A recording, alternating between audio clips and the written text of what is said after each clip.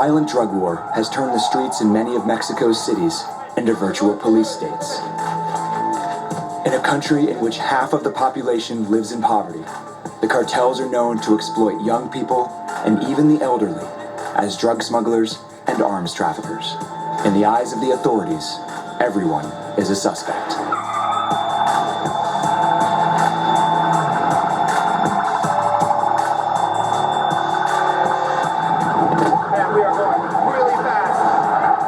Traveling at speeds of 70 to 80 miles an hour through narrow streets and along dirt roads, the police move from one crime scene to the next, chasing what seems like a never-ending body count.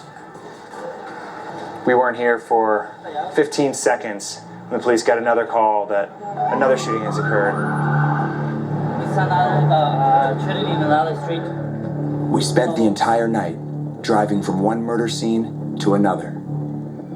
The next morning, we arrived at this one. A young woman shot with both an AK-47 and a 9mm pistol while attending the funeral service of her brother, who himself was shot just a few days before.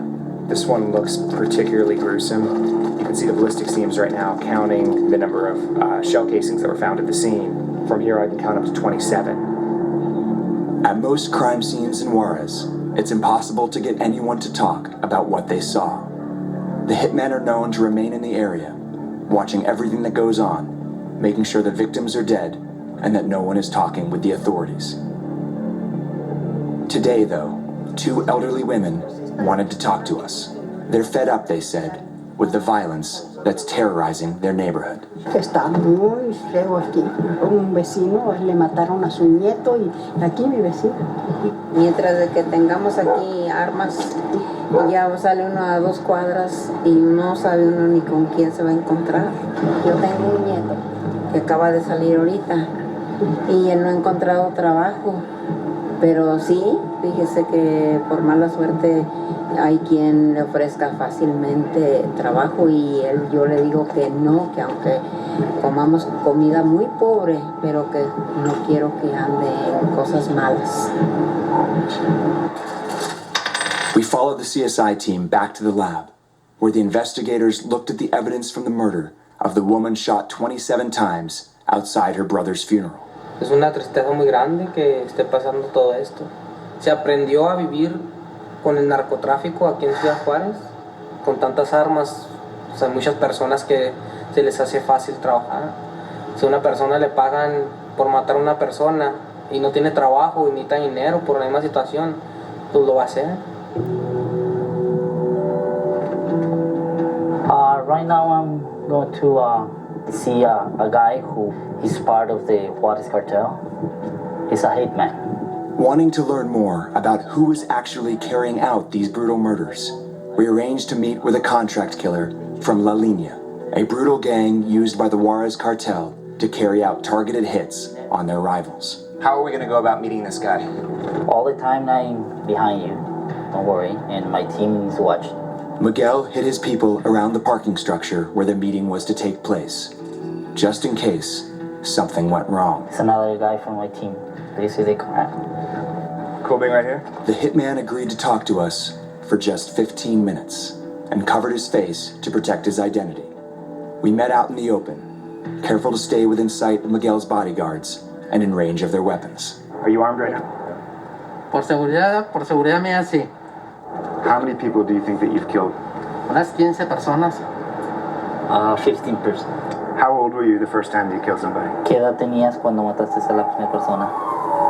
15 años. 15 years old. 15. There is an unlimited supply of poor young men in Mexico like this one, willing to work and kill for the cartels. Normalmente cobro de 3,000 a 3,500. It's about $200. Wow, it's not a whole lot of money. Con la economía como está aquí, o sea, es lo suficiente. Do you have any regrets about what you do? En el primero sí, ahorita ya no. Ya no. O sea, mucha gente lo hace y gana dinero. Yo, ¿por qué no? Necesito dinero, me pagan, yo lo hago. Why have you agreed to talk to us? The hitman misunderstood my question and thought that I was implying he might have some reason not to trust us. Ten confianza porque te digo, pues tú crees que yo estoy solo, pero no. O sea, He said he's not alone right now. Okay. The mood turned quickly, So should we leave? Yeah. Okay. and Miguel insisted it was time to end the interview. The question on our mind is that guy fine with the way this whole thing went? De Nelson lo va siguiendo. Y con nosotros viene a distancia César y Elsa. Ok. Perfecto. These guys go to the north. Right now I'm going to the south. Miguel, how do you think that whole thing went?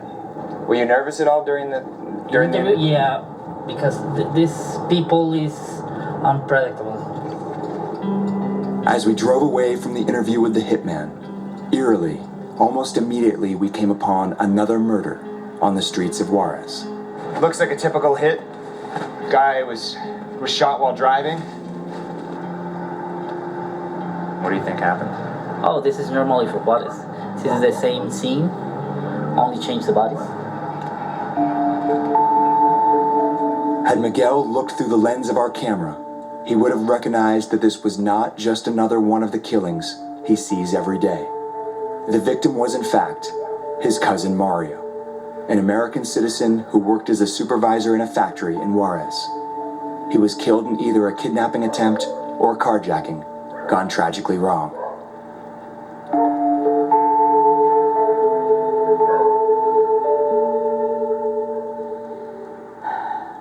Miguel learned of Mario's death the following morning, when he saw the photos in the newspaper. I just can't believe that we were there last night filming this and we had no idea. I see the newspaper and I'm behind the photographer and I never see the body.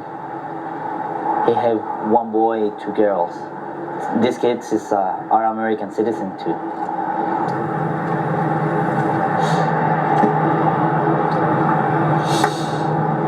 Oh man.